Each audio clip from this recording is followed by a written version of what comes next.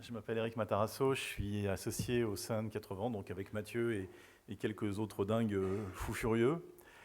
Je dis ça parce qu'on aime bien faire des choses un peu différemment, pas par goût ou par principe, mais parce qu'on constate qu'il y a besoin de pas mal d'innovation dans le métier dans lequel on est. Beaucoup d'entreprises disent la même chose. D'ailleurs, il y a plein de secteurs dans lesquels il faut changer les façons de fonctionner. Et c'est vrai que chez 80, on aime bien essayer de bouger les lignes, et c'est aussi pour ça qu'on fait des titres de conf un peu provocatrices, parler de communication agile.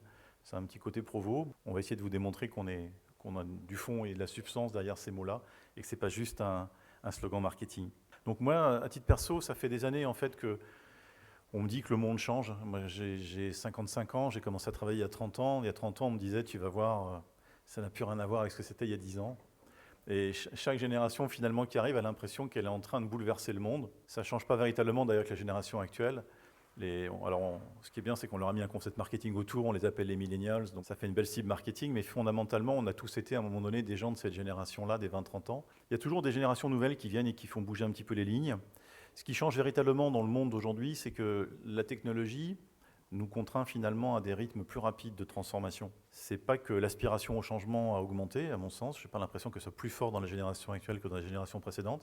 Simplement, il y a un substrat technologique qui nous permet de mettre en œuvre des transformations qui sont plus radicales. Et ça, c'est le vrai changement de paradigme finalement. Ce n'est pas tellement la mentalité des gens qui bougent, mais le fait qu'il y a les moyens d'une transformation plus rapide.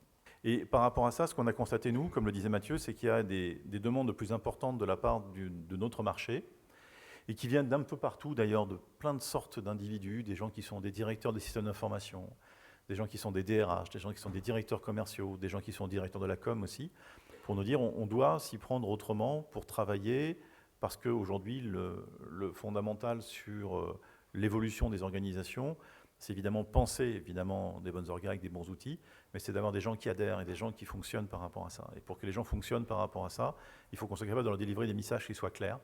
Alors je ne vais pas vous faire ça ne sera pas le thème de la conf, je vous rassure, sur l'alignement, bien faire les choses, bien expliquer, c'est pas trop le débat, mais plutôt rentrer dans des modèles collaboratifs finalement, internes, avec des clients internes, dans des relations clients-fournisseurs qui deviennent radicalement différentes, et en s'appuyant sur des partenaires extérieurs qui nous aident à fluidifier tout ça. Et c'est ça finalement qu'on appelle en fait la communication efficace, et on va voir que pour qu'elle soit efficace, bien souvent, il faut lui appliquer les mêmes principes que ce qu'on applique au projet, monté en mode dit agile, parce que finalement, ce qui va régir une bonne relation entre un client et son agence de communication, ça va être la capacité à mettre en place ces processus agiles. Première petite partie, je vais passer à peu près 20-30 minutes maxi à vous présenter notre vision par rapport à tout ça, puis on va surtout laisser la parole très vite à Cathy, dont Mathieu a déjà parlé tout à l'heure, qui va nous présenter un cas qui va être beaucoup plus concret. Donc, premier facteur, c'est cette idée d'accélération du changement. Qu'est-ce qui change ? Une petite timeline toute évidente, mais qui montre à quel point les choses s'accélèrent. Dans un premier temps, on a commencé à peindre des beaux animaux, ou des rituels, on ne sait pas trop d'ailleurs pourquoi c'était fait, mais dans des grottes, à Chauvet, puis à Lascaux, on a commencé à écrire des jolies choses. Ça dit beaucoup de choses sur l'humanité d'ailleurs, et puis un jour, on a commencé à imaginer qu'on pouvait écrire ça sur une sorte de papier, tiré de roseaux qu'on faisait sécher principalement.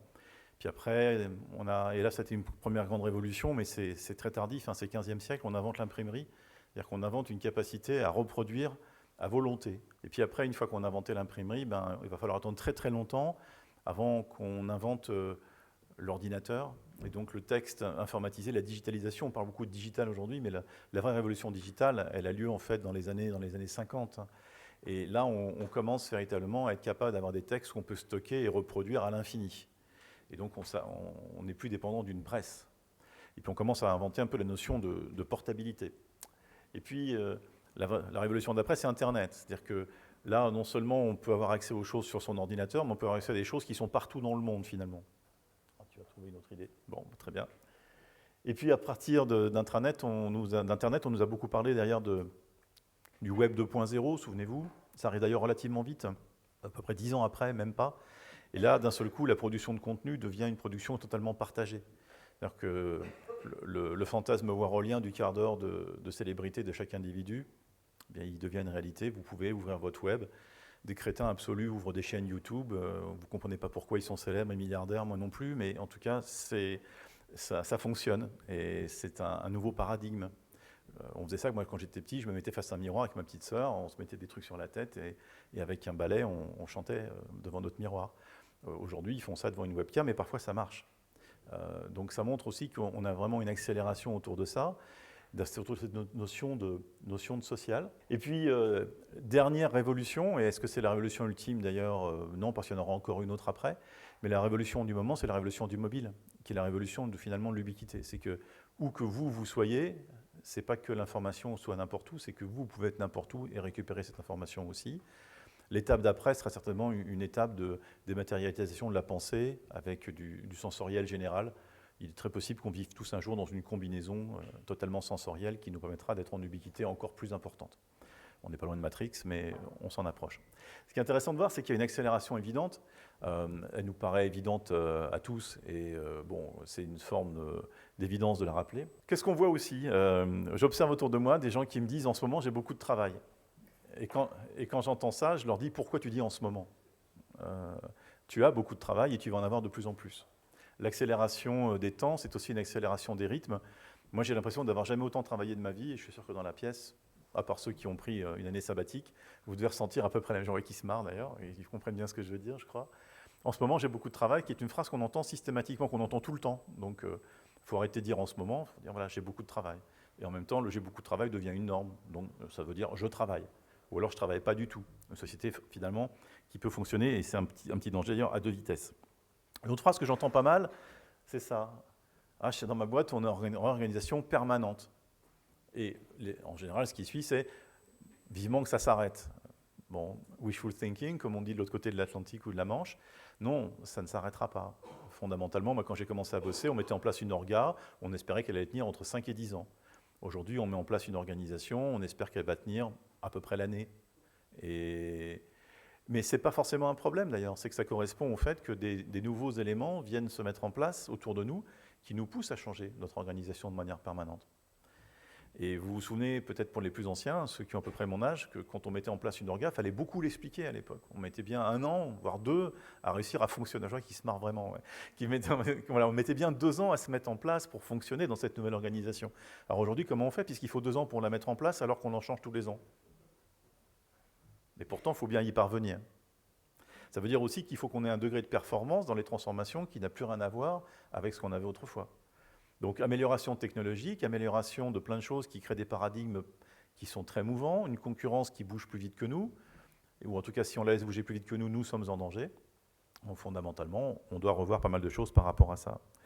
Une autre petite phrase, voilà, ou un truc repéré. J'ai regardé hier soir sur mon ordinateur. J'utilise Firefox version 50.2. 0.2, croyez-le, c'est vrai.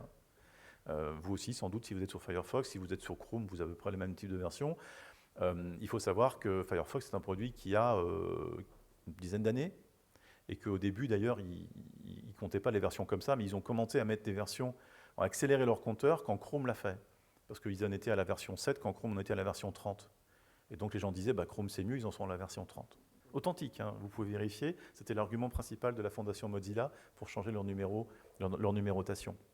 Donc, et là, à la fin de l'année, on sera à la version 60. Donc on est dans une évolution constante et permanente et qui nous envahit de partout. Ça, c'est ce qu'on entend chez nos petits jeunes. Pas trop chez 80, parce qu'on est des managers exemplaires, on est des gens parfaits, donc chez nous, ils ne le disent pas, évidemment. Mais chez vous, ouais, ils le disent, hein, je suis sûr. Donc le côté, ouais, je suis expérimenté, ça fait 6 mois que je fais ça, donne-moi autre chose. Et encore 6 mois, je suis gentil, parfois c'est plus court que ça. Donc cette culture chez les jeunes, qui est une forme d'impatience, je l'avais aussi quand j'avais 25 ans, hein, c'est très clair. Sauf que moi, on me disait, écoute, tu te tais, et puis tu bosses, et puis tu fais, puis quand ce sera ton tour, si tu continues comme ça, tu sais, vers 32, 33, tu pourras être chef de service, hein, tu sais, c'est une vraie possibilité. C'est ce qui m'a fait partir en courant de la boîte américaine où je travaillais, où j'avais une carrière programmée pour devenir quelqu'un de très important dans très longtemps. Mais aujourd'hui, ces attitudes en fait, de zapping sont très fortes. Et l'usage de ces petits machins-là, d'ailleurs j'en vois aussi, hein, là, et, démontre qu'on y est forcément poussé. Et puis un dernier élément que je vais vous mettre sur cette diapo, juste un petit rappel quand même. Hein. En 5 ans, Et je parle de 5 ans, je n'ai pas pris avant 2008 parce que ça aurait été trop facile avec la grosse crise, ça a créé des gros bouleversements. J'ai pris donc depuis la crise, entre 2010 et 2015, j'ai pris le top 25 des grandes entreprises mondiales. Il y en a la moitié qui ont disparu du top 25. Elles ne sont pas mortes, hein, mais elles ne sont plus dans le top 25. Donc il y a un brassage quand même très important qui est vrai au niveau des grandes entreprises, qui est vrai aussi au niveau des moyennes, qui est vrai au niveau des petites. On voit des success stories assez incroyables. La valorisation boursière de Facebook supérieure à celle de General Motors. Facebook, il y a moins de 10 ans. Voilà, vous voyez la valorisation boursière d'une boîte comme Uber, c'est pas mal non plus. Donc, on est dans une transformation qui est vraiment très profonde, et autour de ça, vraiment des paradigmes nouveaux qui s'installent. Autour de ça, 2 mots-clés, excellence et vitesse. Alors, pour commencer, ce qu'on peut dire, c'est qu'un seul mauvais choix stratégique peut vous sortir du marché. Nokia considère, avec des études de marché nombreuses et extrêmement solides à l'appui, que les interfaces machin où vous mettez les doigts sur l'écran, ça salit, c'est dégueulasse, et puis les écrans sont trop petits de toute façon, ça n'a pas d'avenir. Ils ont tous les brevets pour le faire, ils peuvent faire fabriquer dans leurs usines tout ce qu'ils veulent pour inventer le smartphone. D'ailleurs, ils en ont sorti un qui ne s'est pas vendu du tout. Puis un jour, il y a des gens qui débarquent de nulle part, parce que c'est des gens au départ qui faisaient des ordinateurs, puis qui se sont mis à faire des appareils pour faire de la musique, et puis ils inventent un truc qui s'appelle l'iPhone, et puis Nokia disparaît. Aujourd'hui, l'entreprise n'existe plus. Alors que si vous vous souvenez, vous avez sans doute dans la salle, pour un grand nombre d'entre vous, des appareils Nokia qui fonctionnaient très bien. Moi j'en ai eu, j'en étais très content d'ailleurs. Donc une seule mauvaise décision et vous n'êtes plus sur le marché. Alors que vous êtes leader mondial et que vous pesez des dizaines, des centaines de milliards de dollars en termes d'activité. Là c'est flippant ça. Parce qu'il y en a d'autres qui meurent mais qui mettent plus de temps. Vous voyez, ils viennent de fusionner avec Alcatel, un autre grand éclopé de la guerre économique qui, moi quand j'étais jeune, pas mal de mes copains de promo rêvaient d'entrer chez Alcatel ou chez Alstom ou dans des grosses boîtes comme ça qui étaient des fleurons et on pensait qu'on aurait l'emploi à vie en plus dans des choses très intéressantes. Choses très intéressantes sans doute, mais l'emploi à vie, on voit que non. Et on sait aujourd'hui, par exemple, si Facebook avait raté le virage du mobile, Facebook aurait disparu aujourd'hui. Twitter n'est pas certain de réussir à exister durablement. Leur modèle économique a du mal à s'imposer. On voit des trucs qui sortent de nulle part, des Instagram, des Snapchat, pour parler que de nouvelles technologies. Le scandale qui vient de frapper Uber à partir d'hier, son patron de la sécurité qui dit que Uber garde des traces des déplacements de toutes les célébrités et archive ça dans des fichiers cryptés. On se demande bien pourquoi ils suivent à la trace toutes ces célébrités et qu'est-ce qu'ils veulent faire de ces informations-là. Et sur un scandale comme ça, ils peuvent disparaître de la carte du jour au lendemain. Donc on est vraiment dans des modèles où le moindre faux pas, finalement, peut vous coûter la vie. Avant, vous trébuchiez, au pire, vous tombiez, puis vous releviez. Là, vous n'avez plus le temps. La masse vous écrabouille. Ils sont derrière vous, ils cavalent, c'est des barbares en plus, ils ne regardent pas où ils mettent les pieds, et ils vont vous fouler aux pieds si vous faites une erreur. Deuxième idée derrière ça, c'est qu'on n'a pas de deuxième chance. Donc on doit prendre à chaque fois, on doit prendre des décisions de plus en plus fréquentes, avec des enjeux de plus en plus forts, et quand il y a une opportunité de marché, si on ne la saisit pas, si on n'est pas dans le bon time to market, eh ben, on se fait évidemment doubler par d'autres qui vont récupérer les marchés, qui vont récupérer les clients, et puis on va vous oublier remarquablement vite aussi. Le côté deuxième chance est vraiment aujourd'hui complexe à mettre en œuvre. À côté de ça, est-ce qu'il faut tirer à tous les coups ? Est-ce qu'à chaque fois qu'il y a une innovation technologique, est-ce qu'à chaque fois qu'il y a une possibilité, est-ce qu'à chaque fois qu'on voit une opportunité de marché, est-ce qu'on doit aller chercher à la prendre systématiquement ? Peut-être pas non plus, mais il faut un sacré courage.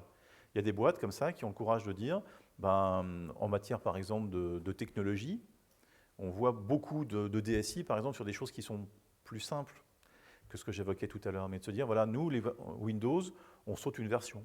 On ne va pas faire Windows 7, puis 8, puis 10. Non, on va essayer de sauter une ou deux générations.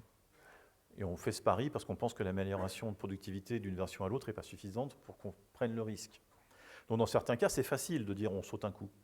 Parce que là, on est sur des fréquences qui sont des fréquences de l'ordre de 2-3 ans. Donc ça, c'est jouable. En revanche, dès lors qu'on est sur de l'hyperfréquence, ça devient beaucoup plus compliqué. Autrement dit, je décide de lancer une activité qui n'a rien à voir avec mes activités actuelles, parce que j'y vois une opportunité de diversification. Eh bien, si j'y vais pas à fond, ce n'est pas la peine d'y aller. Si j'y vais à fond, j'ai forcément ma boîte un petit peu en risque, à minima en risque d'image. Et ça suppose donc chez les décideurs d'être extrêmement fins dans la façon aussi dont ils vont gérer leurs risques et donc leur échec. Parce que quand vous lancez toute une série de projets, au fond, vous n'espérez pas qu'ils réussissent tous quand vous êtes un bon CEO. Ce que vous espérez, c'est que sur les 10 projets un peu importants que vous allez lancer chaque année, il y en ait 2, 3 qui soient des flops mais sans trop faire de vagues, 4, 5 qui s'en sortent convenablement et 2, 3 qui payent tout le reste. Donc on doit s'installer forcément dans une culture de l'échec géré dans la société dans laquelle on est. Or, en termes de communication, c'est un changement de paradigme lourd par rapport à ce qu'on a connu autrefois, où on était dans un modèle, surtout en France, de la rationalité appliquée. On a réfléchi longtemps, on a décidé que la bonne décision c'était, et donc maintenant on décide, et derrière on met en œuvre. On voit bien que ce modèle-là ne peut plus exister aujourd'hui. Or, on continue à faire comme si, et officiellement on n'échoue jamais sur rien. Je vois très très peu de grandes entreprises reconnaître qu'elles se sont plantées sur des projets. En France, en tout cas, ce n'est pas un aveu facile à faire. Les anglo-saxons ont moins de problèmes avec ça que nous. Donc quand on regarde les facteurs clés de succès, le facteur clé de succès finalement, c'est quoi? C'est d'être bien coordonné, de manière à ce que quand la décision est prise, elle soit implémentée vite et bien. Et là, vous voyez évidemment tout ce qu'il va y avoir autour de la communication. C'est-à-dire que finalement, ce qui va devenir au moins aussi important que la décision elle-même, c'est la capacité à la faire absorber par notre écosystème. Autant notre écosystème interne de collaborateurs qui vont dire oui, ok, je comprends pourquoi et j'ai envie d'y aller, je me mets en action, et je ne suis pas dans une attitude passive qu'on connaît bien, parfois qui consiste à dire, bon, ça c'est encore la dernière lubie du patron, on va attendre que ça lui passe, ah non, ça lui passe pas, bon, on va regarder, bon, non, ça lui passe toujours pas, bon, on va commencer à bouger, ah putain, il veut vraiment qu'on bouge, bon, on va bouger vraiment, et ça peut prendre des mois. Donc si on a un système dans lequel on a une bonne coordination, un bon alignement à tous les niveaux, notamment les middle managers qui sont vraiment des éléments clés dans toutes les transformations, et puis une communication efficace, on peut avoir une conduite du changement qui va fonctionner. On vous rebat les oreilles de conduite du changement depuis 10 ans. Alors, parfois, je reconnais, c'est une mode. Hein. Les consultants aiment bien inventer des trucs pour vous revendre ce qu'ils vous ont déjà vendu 5 ans plus tôt, juste avec un nouveau packaging. Certes, ça existe. Mais il y a des cas vraiment où ça a du sens. Et quand on parle aujourd'hui de conduite du changement, je plaisantais tout à l'heure en disant il faut bien 2 ans pour mettre en place une nouvelle organe. Le problème, c'est qu'on en change tous les ans. Ce n'est pas une boutade, c'est des choses qui sont vraiment vécues dans beaucoup d'organisations. Donc aujourd'hui, la conduite du changement devient véritablement un facteur clé de succès pour toute l'organisation dans cette logique d'excellence et vitesse que j'évoquais tout en haut. Et ce qu'il faut se dire aussi, c'est que tout ça maintenant, c'est vrai dans toutes les typologies de projets. Ce n'est pas simplement les projets stratégiques, les projets dans lesquels on est en train de mettre en jeu la vie de l'organisation. C'est parmi nos clients, on voit des DRH qui nous demandent de les accompagner dans des politiques de transformation avec un volet conduite du changement important. On voit des DSI, on voit des directeurs commerciaux, des directeurs marketing, des DIRCOM aussi, évidemment, dont c'est le cœur de métier. Mais c'est un peu comme la révolution de la qualité dans les années 90, que j'ai eu la chance de vivre, vu mon grand âge. C'est qu'au départ, on a dit on va faire les choses mieux, on va instaurer vraiment des politiques de qualité dans l'entreprise. Le premier réflexe, ça a été de recruter un directeur de la qualité. Et la boutade à l'époque, c'était c'est bon, on a recruté un mec pour la qualité, moi je peux continuer à faire de la merde. Voilà. Bon, ça vous fait sourire, on sait très bien que ça ne fonctionne pas comme ça ne peut pas fonctionner comme ça. Mais pourtant, dans les années 90, c'est ce que j'ai vécu. Je voyais des gens qui disaient alors qu'est-ce qu'ils foutent à la qualité? Voilà. Et bien là, c'est un peu pareil, c'est qu'est-ce qu'ils foutent à la com? Comme si quand on est DRH, quand on est au commerce, au marketing, à la DSI, on n'était pas naturellement des communicants en tant que manager pour faire bouger notre système. Alors maintenant, on peut parler avec des termes à la mode de la DIRCOM comme business partner, c'est très joli, c'est un terme, j'en fais rire quelques-uns là, qui connaissent chez eux. Mais au-delà des mots, ça a un certain sens. C'est vrai que si on peut être des partenaires du business dans les fonctions support, on a tout gagné. Le problème, c'est quand le mot vient masquer la réalité qu'il est supposé représenter. Et quand il commence à devenir jargonneux. Alors je me présente, je suis ton nouveau business partner. Voilà. Comme si le fait de le dire changeait quoi que ce soit. Non, c'est dans les actes, évidemment, que tout ça doit prendre de la valeur. Donc excellence, vitesse, c'est valable partout. La communication n'est plus que l'affaire des communicants. Les communicants restent des spécialistes. Maintenant, toute l'organisation, finalement, elle est en train de bouger, de changer. Elle doit acquérir de la vitesse, tout en restant excellente, voire en étant encore plus excellente qu'avant. Et évidemment, un des facteurs clés de succès, on l'a vu, c'est de travailler sur des méthodes un petit peu différentes. Alors les méthodes différentes, mais différentes de quoi? Historiquement, le modèle historique, alors je l'ai fait pour une DSI, mais je peux vous le faire pour n'importe quelle entreprise ou pour n'importe quelle fonction, c'était grosso modo ça. Vous voyez, on va identifier un besoin, on va en parler plus ou moins longtemps, on va le formaliser sous la forme d'un cahier des charges, ce cahier des charges, on va le transformer en appel d'offres. Après l'appel d'offres, on va analyser les réponses, puis on va poser des questions. Genre, vous avez dit ça, ça voulait dire quoi? Est-ce que ça veut bien dire que? Ah oui, on n'avait pas compris ça, d'accord. dans la fonction publique, dans le marché public, on appelle ça le dialogue compétitif, pour ceux qui connaissent. Voilà, j'en vois encore qui rient, ils ont vécu ça, c'est vachement sympa. Et puis ça ne dure pas longtemps, et puis on ne perd pas son temps. On a l'impression d'être très constructif et très productif dans ces phases-là. Et puis après, on a fini de discuter, faut bien choisir à un moment donné. On a repoussé la décision parce que c'est quand même stratégique. Hein. Donc, on va se revoir après les vacances de Noël. Mais ne vous inquiétez pas, on étudie bien votre offre. Donc, il y a une phase de sélection. Puis après, il va falloir réaliser.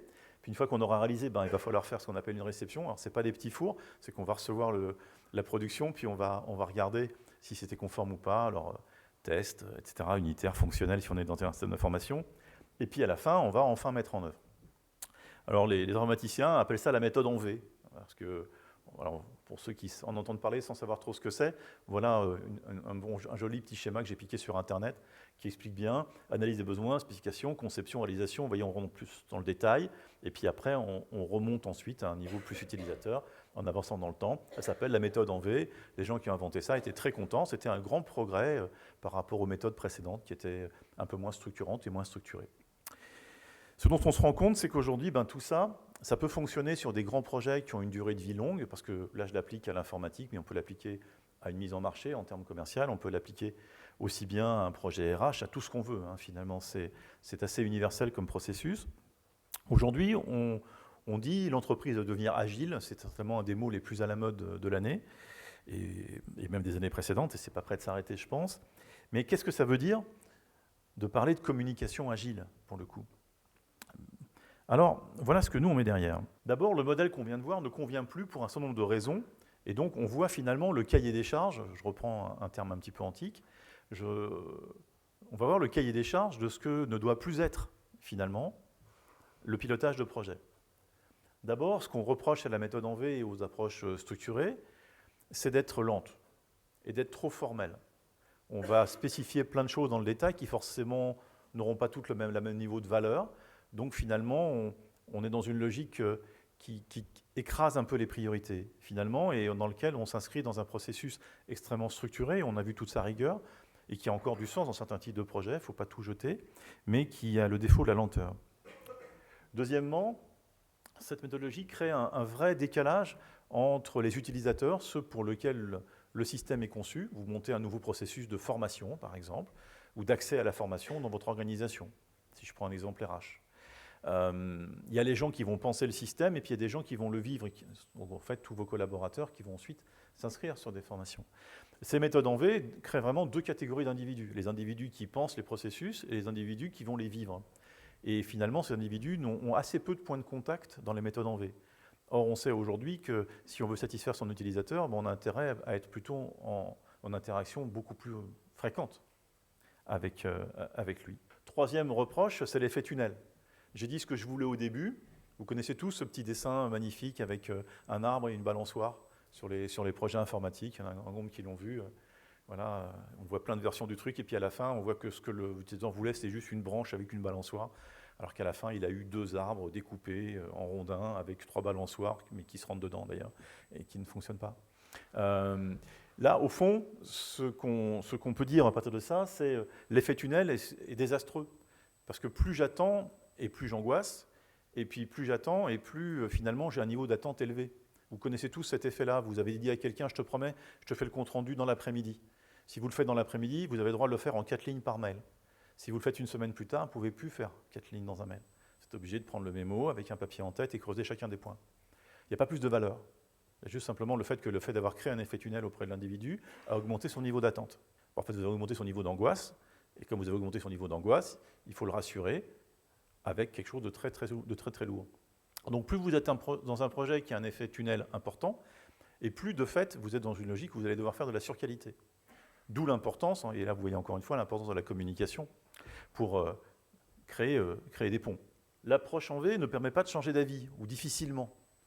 C'est un côté un peu, voilà, on veut construire un moyen d'aller de Paris à Lyon. Alors on va commencer par définir un tracé, on va privatiser, on va racheter des terrains, on va mettre du ballast, on va mettre des rails dessus, on va commander à Alstom des trains qui vont très vite, on va mettre ça en place, et en une dizaine d'années, c'est fait. Si j'y vais à pied, j'y vais en 1 semaine. Mais ce n'est pas le même usage. La question, c'est qu'est-ce qu'on veut construire? Est-ce qu'on veut construire une ligne de TGV ou est-ce qu'on veut construire le moyen d'aller simplement d'un point A à un point B? Et la vraie difficulté quand on lance des très gros projets, c'est les problématiques de réversibilité ou des problématiques de transformation en cours de route. Or, aujourd'hui, on l'a vu en introduction, ça bouge de plus en plus vite. Donc, il faut être capable d'expliquer à nos utilisateurs, ou plutôt, il faut que nos utilisateurs soient capables de nous expliquer à nous qui construisons des projets, ben finalement, ils vous ont demandé ça ce matin, là, mardi matin, mais en fait, là, on est jeudi matin, mais c'est plus ça qu'ils veulent. Il faut qu'on arrête, nous, en tant que concepteurs de processus, d'outils, de considérer que, mais merde, ils n'arrêtent pas de changer d'avis, qu'est-ce qu'ils sont pénibles? Non, ils ne changent pas d'avis pour nous embêter, ils changent d'avis parce que les paradigmes autour d'eux ont changé, parce que le monde bouge, parce que l'accélération, etc., etc. Personne ne fait les choses, à part quelques pervers, mais ils sont très minoritaires, pour vous embêter. D'ailleurs, on est tous le pervers de quelqu'un de ce point de vue-là. Vous êtes aussi autant des emmerdeurs que vous pouvez penser que les autres le sont à votre égard. Donc, encore une fois, importance de la transparence, dissipation en fait des flous autour de tout ça. La fin du cycle est pratiquement toujours bâclée. Bah oui, on s'est donné 6 mois. Sauf qu'au début, on prend toujours un peu de retard. Donc finalement, qu'est-ce qu'on fait? On bâcle la phase de test. Et on livre un truc qui ne marche pas. Donc non seulement vous avez fait l'effet tunnel, mais en plus les gens disent « Ah, j'ai bien fait de me méfier ». Parce qu'ils m'ont livré vraiment de la merde. Et c'est à peu près toujours comme ça que ça fonctionne, parce qu'on prend du retard au début, et puis derrière, on comprime, parce qu'on essaie, on va se dire « on va rattraper ». Or, au départ, on a fait une programmation qui tenait compte vraiment d'une phase de test finale et d'une recette qui soit solide. Ces phases-là sont très souvent bâclées, et donc on met en place des outils qui ne correspondent pas aux attentes initiales. Et en plus, dans un effet tunnel, et en plus avec un surcoût. Et en plus en disant « tais-toi, je bosse ». Donc on voit que ces méthodes-là, dans beaucoup de cas, du coup, créent plein d'effets pervers. Et puis, au bout du compte, en résumé, tout ça, ça se résume finalement à des problèmes de qualité. Je vous rappelle la définition ISO de la qualité. La qualité, c'est la réponse exacte aux besoins du client. Exact, ça veut dire ni trop, ni pas assez. On néglige aussi parfois les phénomènes de surqualité. Parfois, on en fait trop. Est-ce que c'était bien ça dont on avait besoin? Dans une approche agile, donc différente de ces approches en V, classiques, on doit être capable de contrer tous ces problèmes-là, finalement.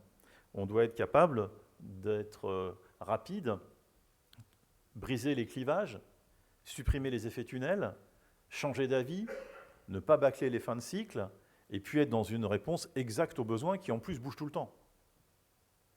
C'est rien d'autre que ça, finalement, d'être dans des modes de projet agiles. Et les projets de communication, qui soient à usage externe en com externe, ou qui soient à usage interne dans tous les projets que vous pouvez mener dans la salle si vous n'êtes pas des gens qui êtes des acteurs de la com, mais qui êtes des DRH ou des DSI ou des directeurs marketing ou des directeurs de l'organisation, whatever, peu importe quoi. Finalement, c'est les mêmes règles qui s'appliquent en termes de communication interne, en termes d'agilité. D'abord, être dans un modèle collaboratif. Il reste évidemment des utilisateurs et des gens qui sont des experts. Je prends un exemple marketing, il y a toujours des gens qui vont concevoir des produits puis des gens qui vont les vendre. Ça, c'est fonctionnel, si vous voulez, il y a besoin de garder ça. Maintenant, se mettre dans une logique collaborative, ça veut dire que finalement, on va aussi designer les produits en tenant compte de ce que les commerciaux nous racontent. Le nombre de boîtes où j'entends dire aux gens du marketing produit, les commerciaux, ils ne comprennent rien. J'entends souvent ça. Et évidemment, dans ces boîtes, quand vous parlez aux commerciaux, ils vous disent « les gens du marketing, ils ne comprennent rien ». Donc on peut continuer pendant très longtemps à dire que c'est l'autre qui ne comprend rien. En tout cas, pendant ce temps-là, la boîte, elle n'avance pas beaucoup. Donc passer dans une logique où on va finalement travailler ensemble, je mets client et fournisseur entre guillemets, parce qu'il faut aussi essayer de casser cette logique. Je suis client, tout m'est dû, je suis fournisseur, j'ai qu'à me taire. Non, on doit être aussi force de proposition quand on est fournisseur, dans une logique qui est une logique constructive et de proposition. Deuxième idée derrière tout ça, la proximité physique. Et ce que nous apprend la méthode agile, c'est de se dire, vous avez peut-être familier de ces termes-là, Scrum, peut-être j'imagine quelques-uns à qui ça parle dans la pièce. Pour les autres, Scrum, ça veut dire tout simplement se mettre ensemble, réfléchir par rapport à des listes, qu'on appelle des backlogs, si on veut être très puriste dans le vocabulaire, mais peu importe les mots ici.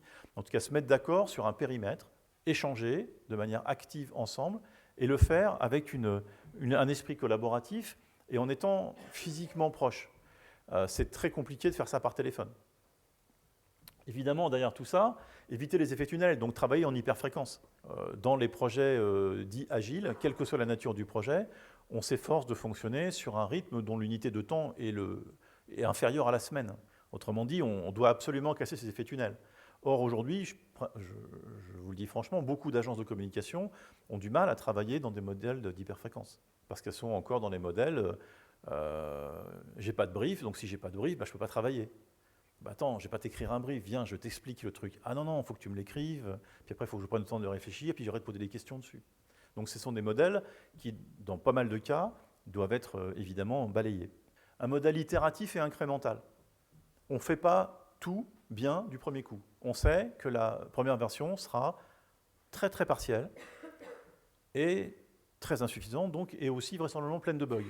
Mais ce n'est pas grave parce qu'elle sort très vite. Vous savez, c'est le phénomène du compte-rendu de 4 lignes qu'on fait dans les 10 minutes qui viennent. En 10 minutes, je vous fais un compte-rendu de notre échange, et puis 2 minutes après, vous prenez votre téléphone ou vous m'envoyez un mail en disant « Ah, j'avais pas compris que tu as fait ça ». Il n'y a pas de mal parce que ça s'est fait rapidement, sauf si je raconte vraiment n'importe quoi. Donc le fait de raccourcir les délais donne une très grande tolérance finalement à l'erreur, une tolérance, et l'erreur n'a pas beaucoup de conséquences, elle est rectifiée tout de suite. Donc travailler dans une logique d'hyperfréquence fonctionne aussi si on a les éléments d'avance, c'est-à-dire que si évidemment on est dans un principe collaboratif, si on n'est pas dans une logique d'opposition, si on n'est pas dans une logique de posture. Évidemment. Ça suppose aussi qu'on ait une vraie envie d'avancer ensemble. Et cette approche itérative et incrémentale, en fait, fait jeter beaucoup de choses. On prend, on jette, on prend, on jette. Mais à chaque fois, on ne jette pas tout. Et on approche finalement assez vite d'un schéma qui fonctionne bien. En général, au bout de 3-4 itérations, on a quelque chose qui tient bien la route. Et ça, c'est vrai dans un projet informatique, c'est vrai dans un projet RH, c'est vrai dans un projet de communication, c'est vrai dans tout, finalement. Logique de temps court, hyperfréquence, je viens d'en parler. Et puis, la qualité première d'un individu, ce n'est pas forcément une expertise absolue, mais plus sa réactivité, une attitude. Je préférerais sans doute quelqu'un d'un petit peu moins expert, mais qui vient me voir tous les jours pour me demander ce qu'il pense de ce que j'ai produit pour lui, que quelqu'un d'hyper expert, mais qui me laisse dans le flou pendant une semaine, parce qu'entre-temps, moi, j'ai changé d'avis pendant cette semaine-là, en tant que client interne ou client externe. Donc, il avait raison, mais il a raison sur une réalité qui est dépassée. Et en tant que prestataire interne vis-à-vis de mes clients internes, et encore plus quand c'est de l'externe, je dois en fait finalement développer une modalité de fonctionnement qui correspond exactement à ce que je viens de décrire là. Alors, en termes de communication, ça signifie quoi en termes d'enjeux? D'abord, c'est que vous tous dans cette salle, si vous êtes venus, c'est que le sujet vous intéresse, donc ça veut dire que d'une certaine manière, vous êtes conscient de l'importance de la communication dans ces phases d'accélération. Soit parce que vous êtes directement aux manettes dans des fonctions de communication, j'ai vu les signes invités, il y en a un certain nombre parmi vous, soit parce que vous êtes dans des fonctions où vous sentez bien que c'est essentiel de travailler autrement sur les modèles de communication. Vous êtes dans des fonctions RH, des fonctions SI, des fonctions logistiques. Il y a un petit peu de tout dans cette salle, et c'est ça justement que je trouve intéressant, c'est qu'on n'est pas dans une réunion entre communicants. Et ça montre bien qu'on est justement en train de casser les silos dont je parlais tout à l'heure, et que cette homogénéité, elle commence à fonctionner bien. Alors pourquoi c'est pas simple de travailler en communication agile? D'abord parce que la première contrainte, c'est qu'il faut senioriser les individus. Autrement dit, il faut beaucoup raisonner par analogie. Donc il faut avoir déjà vu pas mal de cas quand même pour être capable de produire du contenu, et il faut une connaissance métier. On y reviendra avec Cathy tout à l'heure, mais c'est une des conditions importantes pour réussir en méthode agile, en matière de com, c'est qu'il faut bien comprendre le métier de son client, qu'on soit son client interne ou qu'on ce soit dans une logique de client externe. Et puis en même temps de l'hyperdisponibilité. Or, vous avez dû remarquer, les gens très compétents ne sont pas très disponibles en général. C'est les gens, quand vous appelez un expert et qui vous dit « Oh, ouais, j'ai beaucoup de temps en ce moment, je peux travailler pour vous, tranquille », moi, ça m'inquiète un peu. Je ne sais pas vous, mais les hyper-experts trop disponibles, j'ai des doutes sur leur vraie expertise. Donc, c'est des choses qui vont rarement ensemble, finalement, cette seniorité, cette hyper-expertise et l'hyper-disponibilité. Deuxième idée, c'est un modèle où, dans les agences, il faut staffer par le haut. Donc staffer avec des individus qui ont un niveau de compétence fort pour être capable de prendre des projets lourds et difficiles. Or, le modèle historique des agences de com, c'est de staffer par le bas et d'aller jouer au golf. Je traite les contrats au golf avec mes clients et mes prospects, et puis après, j'envoie une armée de chaouches qui vont faire le truc. Ils sont jeunes, ils parlent bien la France, et puis ils vont vous faire un truc sympa. Ce modèle-là est un modèle qui est en train de totalement disparaître. Si vous regardez les restructurations et les changements de profil dans les agences de com, c'est assez évident. Maintenant, est-ce que ça va assez vite? Mon avis est que non. Mais en tout cas, la vraie difficulté, c'est se staffer par le haut, donc il faut prendre des risques. Il faut recruter des gens qui coûtent cher. Et puis, si vous commencez à mal les payer, ils ne vont pas rester parce qu'ils vont redevenir free comme ils étaient avant, et puis ça passera très bien et beaucoup mieux pour eux. Troisième idée intéressante, travailler en contact intime. Comme on dit, voilà, il faut pratiquement dormir avec son client. Il faut être capable de prendre un coup de fil à minuit ou à 5 heures du matin parce que le client, il est en hyperfréquence aussi, il n'est jamais dispo. Il faut être très disponible pour lui ou pour elle. C'est vrai en interne aussi. Moi, je vois les task force qui sont mises en place en interne dans les organisations, dans les phases de transformation. Les DIRCOM qui travaillent en com interne sur ces sujets-là sont au four et au moulin. Tu pourras en parler tout à l'heure.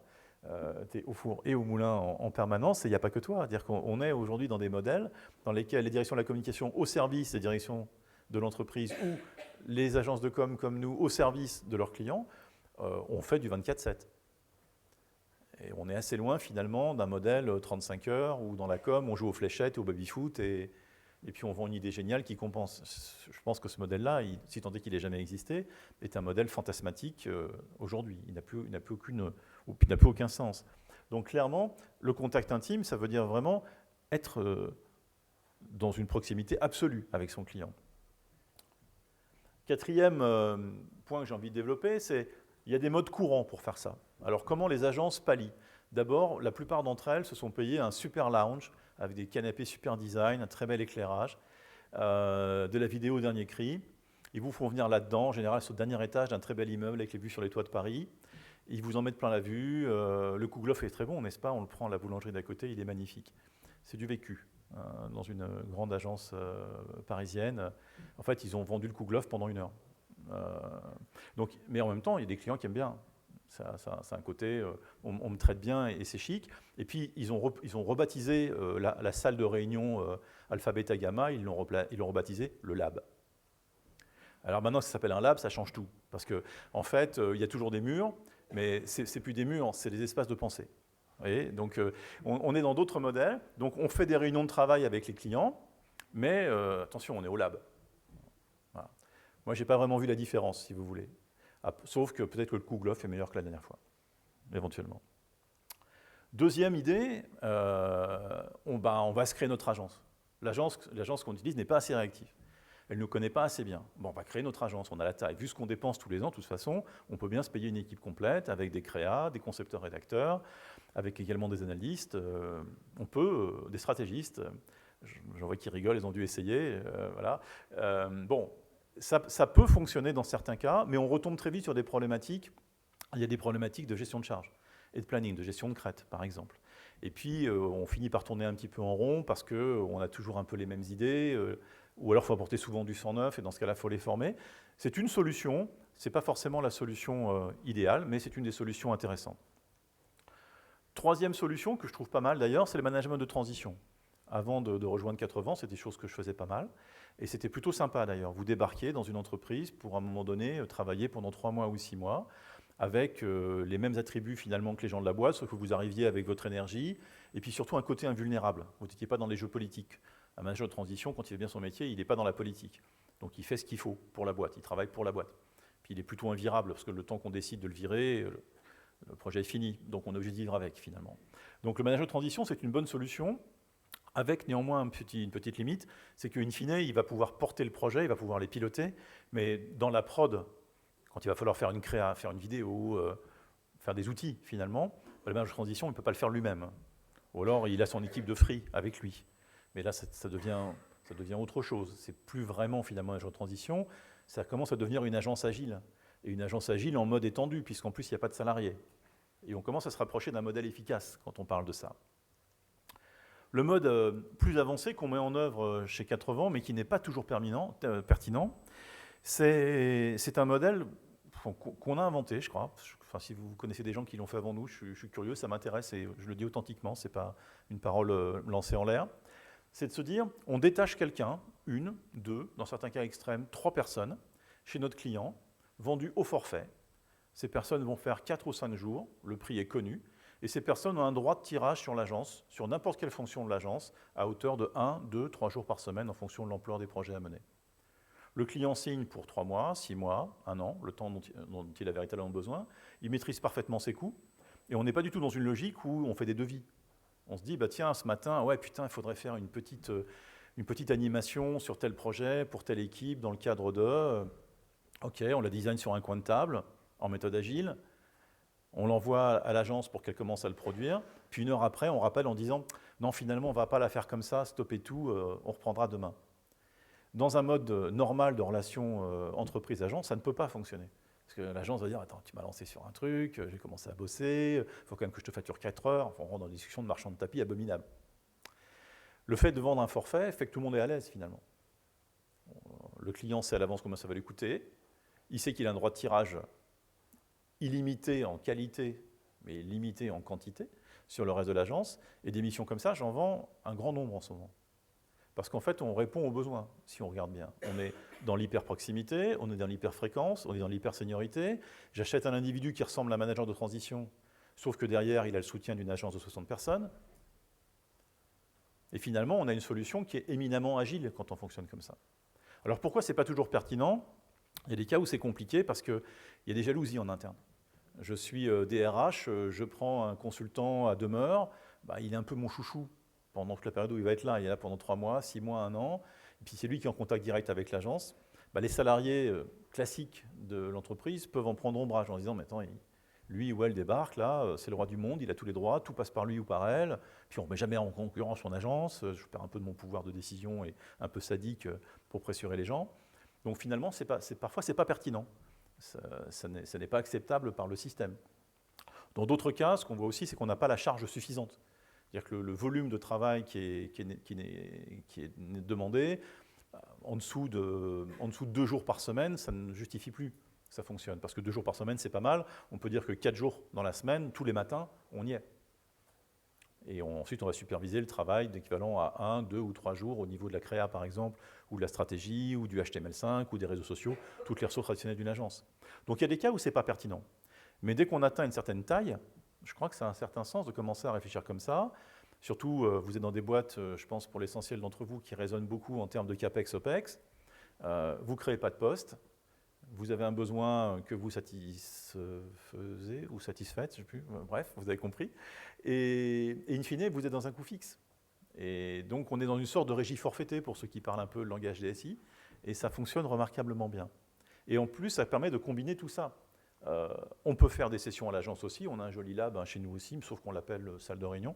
On est en quelque sorte l'agence interne de l'organisation parce qu'on est à l'intérieur du système.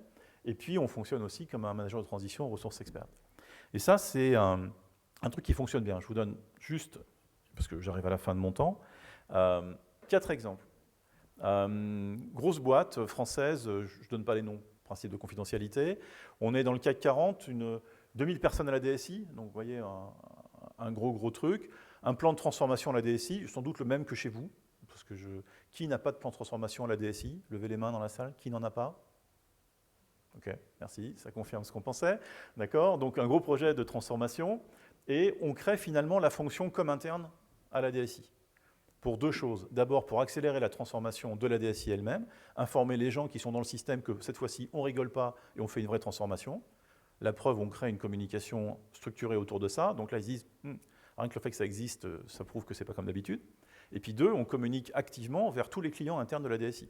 Les directions opérationnelles, la DRH, la direction financière, enfin, toutes les directions pour lesquelles la DSI travaille. Donc en fait, on fait le marketing interne et externe de la DSI. Exactement dans le mode que j'évoquais tout à l'heure, avec du forfait. Deuxième exemple, direction du big data, qui se crée dans une autre entreprise du CAC 40, dans laquelle il y a 120 personnes au big data, donc une entreprise dans laquelle ça représente un enjeu très important.